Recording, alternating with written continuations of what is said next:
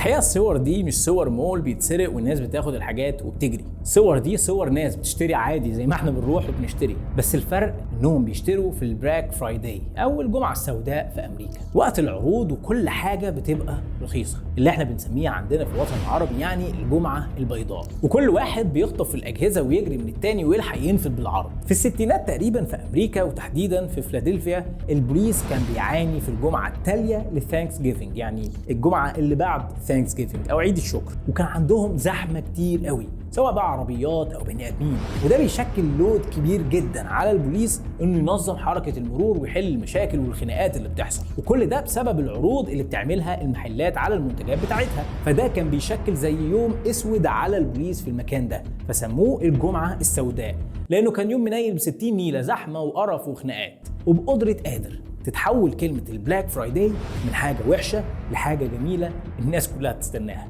عشان كمية العروض اللي قد تكون وهمية اللي الشركات بتعملها. وتلاقي كل الشركات والمحلات موقفة ناس بكاميرات ورا الباب عشان تصور الاندفاع بتاع الناس اللي جاية تشتري، وتعرفك قد ايه ان المنتجات بتاعتها عليها اقبال رهيب. النهارده عايزين نعرف بقى ايه البلاك فرايداي، وازاي فعلا نعرف العروض اللي عاملاها الشركات دي عروض حقيقيه ولا عروض وهميه، وعموما ازاي الشركات بتستغل السايكولوجي او علم النفس انها تاثر علينا وتخلينا نشتري حاجات احنا اصلا مش محتاجينها لمجرد ان الحاجات دي عليها عروض واسعارها اقل من اللي احنا كنا فاكرينه قبل كده. يلا بينا.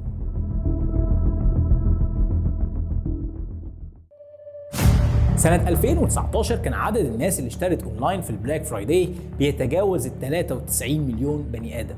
المبيعات الاونلاين اللي تمت في البلاك فرايداي في 2019 تجاوزت ال 9.5 مليار دولار، 3 مليار منهم تمت عن طريق الشراء من خلال الموبايل. شركة امازون سنة 2019 كانت بتمثل تقريبا 55% من المبيعات اللي تمت في البلاك فرايداي.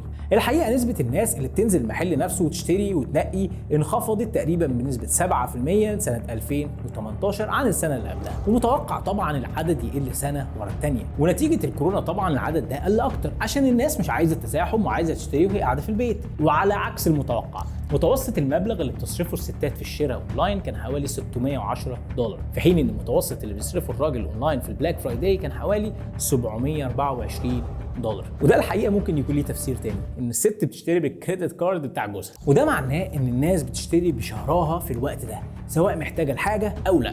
سنه 2019 البريد الامريكي نقل 900 مليون شحنه داخل امريكا في المده ما بين البلاك فرايداي لحد اعياد الكريسماس. مبدئيا كده عشان نكون متفقين، كل الشركات لما بتعمل عروض على المنتجات بتاعتها تلاقي مثلا الموبايل نازل 50% او التلفزيون نازل 30% من سعره الاصلي، الشركات مش بتعمل كده عشان حضرتك تروح تشتري موبايل وتمشي او تاخد التلفزيون في ايدك وتمشي. الشركات بتخلي التلفزيون والموبايل حاجه اسمها open the wallet items، يعني المنتجات دي عباره عن منتجات بتخليك تمسك محفظتك وتطلع منها فلوس، واول ما العمليه بتبدا تفتح معاك وتطلع فلوس بقى للموبايل او التلفزيون ما بيبقاش عندك مانع انك تصرف في حاجه تانية، خصوصا انك حسيت انك وفرت في الموبايل او التلفزيون، فتحس انك ممكن تشتري حاجه تانية بالمبلغ اللي انت وفرته في التلفزيون، وكأن التوفير ده ما حصلش، كأنك جبت موبايل وبنطلون وتي شيرت بسعر موبايل، والحقيقه انت ما كنتش محتاج ولا البنطلون ولا التي شيرت، انت كنت محتاج بس موبايل. الشركات هدفها انك تدخل سوبر ماركت او ويب سايت حتى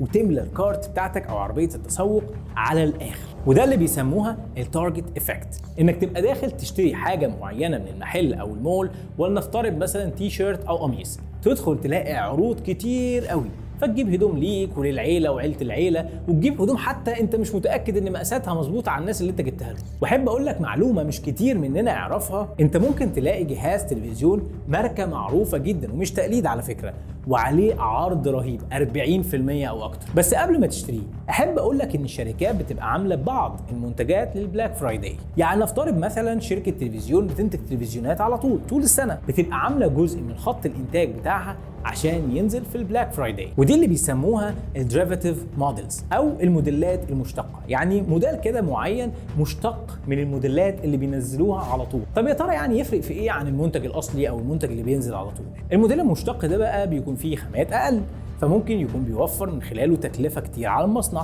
في نفس الوقت بيكون في بعض الفيتشرز او المزايا ناقصه في التلفزيون عن اللي انت عارفه، زي مثلا مخارج USB اقل او مخارج HDMI اقل، حاجات مش هتاخد بالك منها وانت بتشتري، بس انت بتبص على التلفزيون ويهمك حجم الشاشه ويهمك طبعا اللوجو الموجود اللي هو فعلا مش تقليد وحقيقي وبراند، وفي نفس الوقت بتلاقي ان هو HD او الترا HD او ايا كان بقى التكنولوجي الجديده اللي موجوده في التلفزيون، فبتقوم شاري التلفزيون على طول قبل ما العدد اللي موجود في الستور يخلص. انت عارف ان التلفزيون ده ممكن تطلب منه بصوتك اي حاجه يجيبها لك على طول؟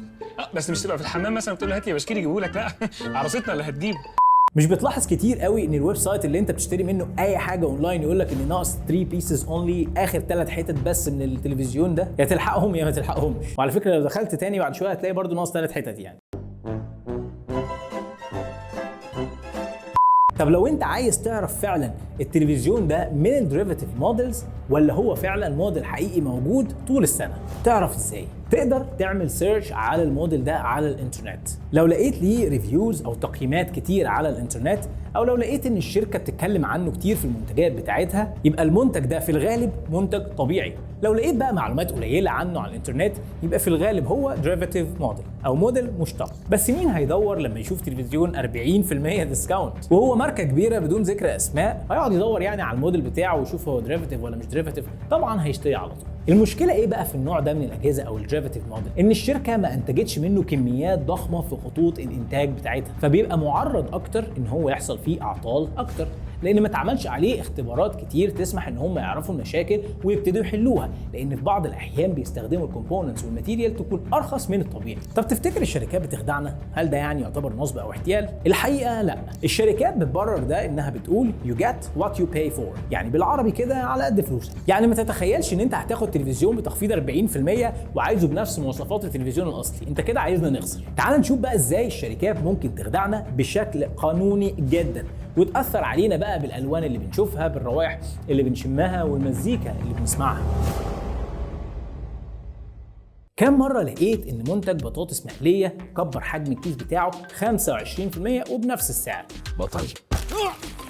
طبعا بتبص لحجم الكيس القديم اللي موجود جنبه وحجم الكيس الجديد اللي بقى 25% زياده، فطبعا هتروح واخد الحجم الكبير. وطبعا بقى لو زودوا ان العرض ده لفتره محدوده، هتروح واخد لك 3 4 اكياس كده وهتقول يعني مش هتخسر، انا هاكلها بالليل. المشكله بقى ان الشركه زودت حجم الكيس، بس لو بصيت على الوزن المكتوب على العبوه سواء القديمه او الجديده، هتلاقي الوزن هو يعني انت في الاخر اشتريت شويه هوا عشان طبعا الاعلان وجابوا فلان الفلاني في الاعلان.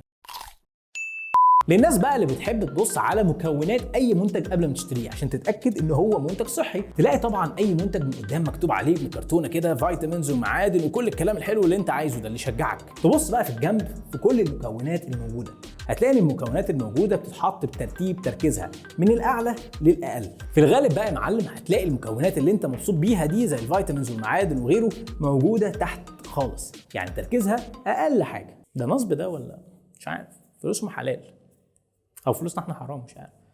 مثال تاني، نفترض مثلا ان شركه عصير كاتبه انه عصير طبيعي 100%. مبدئيا مش معنى انه عصير طبيعي 100% انه مش محلى، هو محلى بس محلى بسكر طبيعي. طبعا عشان الشركه تبين لك قد ايه هو مفيد، فبتكسر السكر ده لانواع كتير قوي، فالتركيز بتاع كل نوع بيبقى اقل بكتير من لو حطيتهم كلهم مع بعض كنوع واحد من السكر، فبيبتدي التركيز بتاعهم ينزل لتحت في القائمه بتاعه المكونات. فلو انت من الناس اللي بتقرا المكونات اللي على الورقه، هتلاقي ان المكونات في اول كام واحد مش مكتوب سكر، وفي الغالب مش هتقرا يعني كل المكونات لان الموضوع بيكون زحمه والخط صغير وبيكون موجود في وضعيه معينه كده في الكرتونه، فمش هتفضل يعني قلبها ومسكها وعمال تقرا فيها بالتفصيل، تحتاج نظاره قرايه والله. فبتشتريه وانت مقتنع ان انت عملت اللي عليك وان هو ده عصير طبيعي 100%، ده ولا عصير اصلا. تفتكر بقى ازاي الشركات بتخدعك في السكريات او الكالوريز اللي موجوده في المنتجات بتاعتها؟ هل مثلا ما بتقولهالكش؟ لا ما ينفعش، غير قانوني. الحقيقه السكريات والكالوريز دي بتبقى محطوطه لبورشن صغير او نسبه صغيره من المنتج او البرودكت. يعني لو نفترض مثلا ان انت بتشتري شوكولاته والعلبه دي 250 جرام، بيبقى مكتوب ان الكالوريز اللي موجوده فيها لكل 20 جرام. طب وانا هاكل ال 20 جرام دول ازاي؟ يعني هاخد قطمه يعني ولا اعمل ايه؟ مش عارف. طبعا هم بيحطوا الرقم ده لبورشن صغير قوي عشان انت تتخدع في الرقم الصغير، تقرا ان هو كالوريز قليله. مش هتقعد بقى تضرب وتشوف ال 250 جرام فيها كام 20 جرام وتروح ضارب في 12 ونص وعامل مش عارف ايه، خلاص هو كالوريز قليله وخلاص. طبعا ما حدش بيعمل كل الكلام ده، بتبص تلاقي عدد الكالوريز قليله وسكريات قليله فبنشتريها واحنا ضميرنا مستريح ومبسوطين ومتكيفين.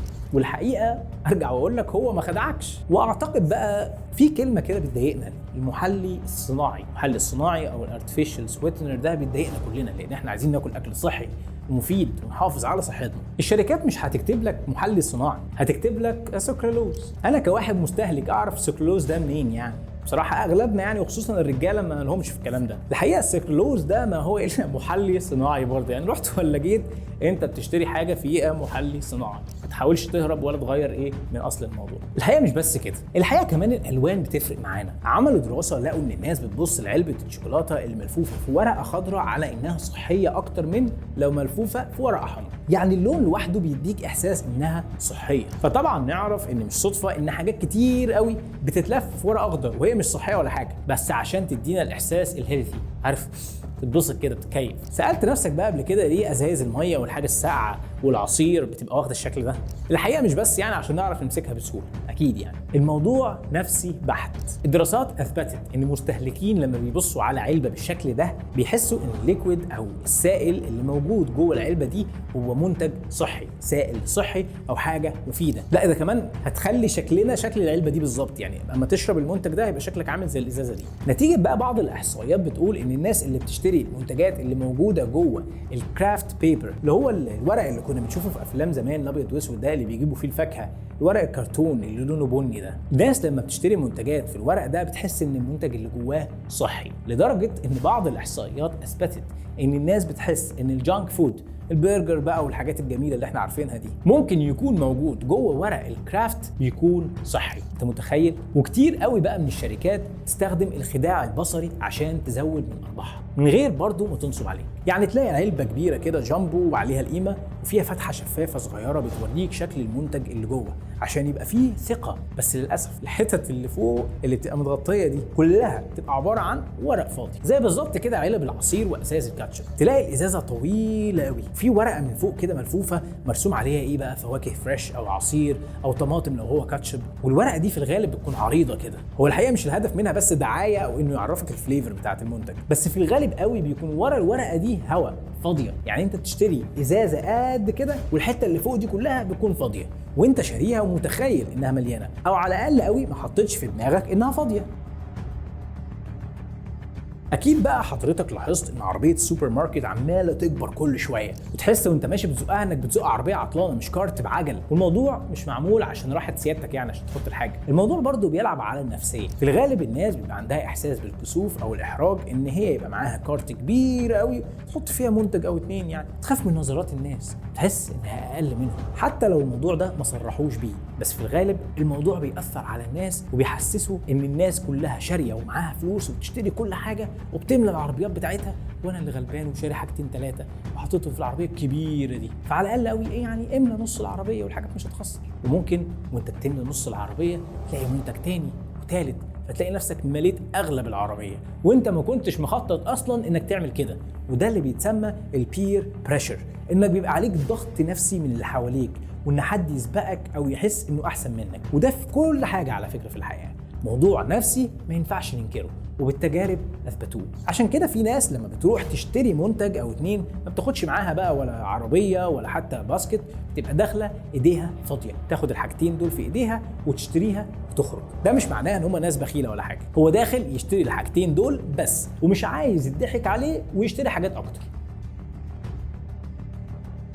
نيجي بقى للاسعار. كلنا طبعا متعودين نشوف الاسعار اللي هي 4 جنيه و99 قرش، 49 جنيه، 159 جنيه او 99 جنيه. اشمعنى يعني التسعات دي؟ يعني ايه حب التسعات الموجود ده كله؟ وده شيء في العالم كله على فكره، مش في مصر يعني ولا الوطن العربي بس يا ترى ايه السر ورا ده؟ دي بتتسمى الشارم برايسز او الاسعار الساحره، اسعار ليها تاثير السحر على الناس لما بتشوفها، وده بيخلينا نقع في حاجه اسمها ذا ليفت ديجيت افكت. يعني انت لما بتشوف اي منتج ومكتوب عليه 4 جنيه و99 قرش، عينيك في الغالب بتنسى ال 99 قرش وبتركز على انها باربعه، وده بيودينا في الراوندنج اوف ثيوري، يعني بدل ما بنقرب الرقم لرقم اعلى بنقربه لرقم اقل. وعملوا تجربه بسيطه عشان يثبتوا الموضوع ده. في دراسه اتعملت سنه 2005 اثبتت ان لما بيبقى في اسعار بتنتهي ب 99 او تسعات كتير او ارقام يعني من النوع ده، بتخلي الناس بتعمل اخطاء حسابيه قاتله وحاجات ما كانوش يتخيلوا انهم يقعوا فيها.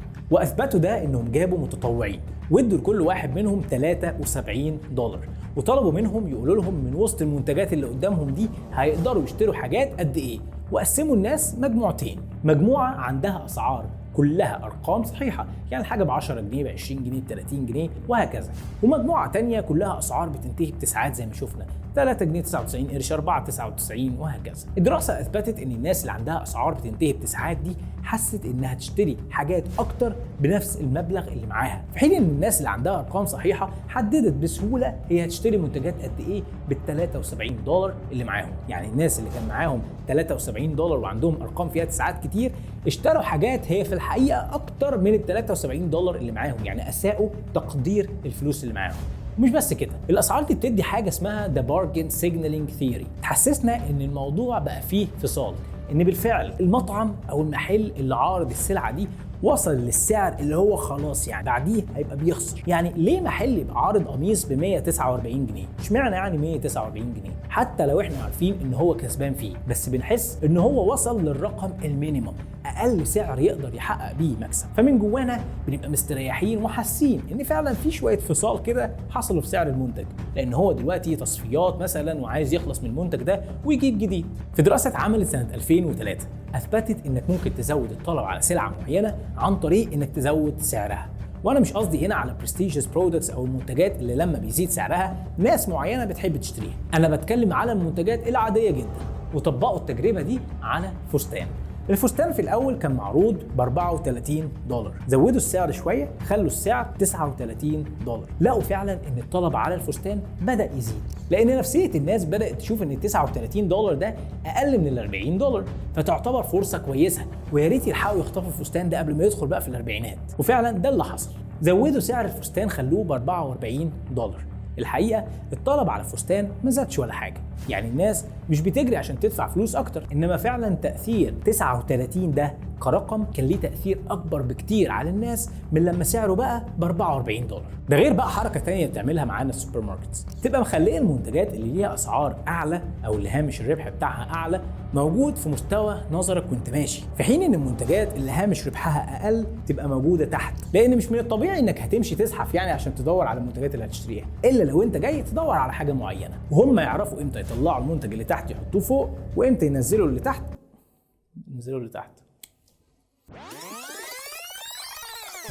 وهم يعرفوا امتى يطلعوا المنتج اللي تحت يحطوه فوق وامتى ينزلوا المنتج اللي فوق ويحطوه تحت، مش اعتباطا يعني، مش اللي بيجي في ايديهم بيحطوه. يفضل بقى ان اي حد هيشتري اي حاجه في البلاك فرايداي او زي ما بنسميه في الوطن العربي الجمعه البيضاء، يا ريت تعمل لستة بالحاجات اللي انت محتاجها بس. ثانيا يا ريت تحددها شويه، يعني ما تكتبش انا عايز موبايل او عايز لابتوب، يا ريت تحاول تعمل بادجت للموبايل بتاعك، تحاول تعمل كمان مواصفات معينه بحيث انك لما تدخل ما تبقاش بتشوف ايه الحاجات اللي موجود عليها عروض وتشتريها، انما المفروض تبقى بتشوف انت كنت عايز ايه اصلا ويا ترى موجود ولا لا. ده لا يمنع ان بلاك فرايداي بيكون فيه فعلا ديلز كويسه وحاجات معروضه باقل من الاسعار اللي هي عليها طول السنه. ويا ريت بقى تحكوا لنا عن تجاربكم في كل القصص اللي احنا قلناها دي، وحاجات ممكن يكون كلنا وقعنا فيها، وفي اكيد حاجات احنا ما قلناهاش في الفيديو كمان. يا ريت تكتبوها لنا وتقولوا لي اللي حصل معاكم قبل كده. هستنى تكتبوا لي في التعليقات.